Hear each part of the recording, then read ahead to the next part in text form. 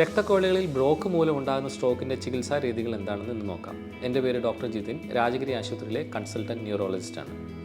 രക്തക്കൊഴലുകളെ രണ്ടായി തരംതിരിക്കാം: ചെറിയ രക്തക്കൊഴലുകളും വലിയ രക്തക്കൊഴലുകളും. ചെറിയ രക്തക്കൊഴലുകൾ ഉണ്ടാകുന്ന ബ്ലോക്കിനെ രക്തധമനി വഴി ചെറിയ ഡ്രിപ്പ് മൂലമുള്ള ഇഞ്ചക്ഷൻ വഴി രക്തക്കട്ട അലിയിക്കാനുള്ള ഇഞ്ചക്ഷൻ കൊടുക്കുക, അഥവാ IVRTPA ത്രോംബോലൈസിസ് എന്ന് നമ്മൾ പറയുന്ന ചികിത്സാ രീതിയാണ് പ്രധാനമായും ഉപയോഗിക്കുക. മീഡിയം സൈസ് രക്തക്കൊഴലുകളോ വലിയ രക്തക്കൊഴലുകളോ ആണെങ്കിൽ ഈ രക്തക്കട്ട അലിയിക്കാനുള്ള ഇഞ്ചക്ഷൻ ചിലപ്പോൾ ഫലപ്രദമായി എന്ന് വരില്ല. അങ്ങനെയുള്ള ഘട്ടങ്ങളിൽ രക്തധമനി വഴി ചെറിയ കത്തീറ്റർ എടുത്ത് വിട്ട് രക്തക്കട്ടയെ വലിച്ച് പുറത്തേക്ക് നീക്കം ചെയ്യുന്ന മെക്കാനിക്കൽ ത്രോംബക്ടമി എന്ന അതിനൂതന ചികിത്സയും ലഭ്യമാണ്. സ്ട്രോക്കിൻ്റെ ചികിത്സയിൽ സമയത്തിന് വളരെ പ്രാധാന്യമുണ്ടെന്നറിയാമല്ലോ.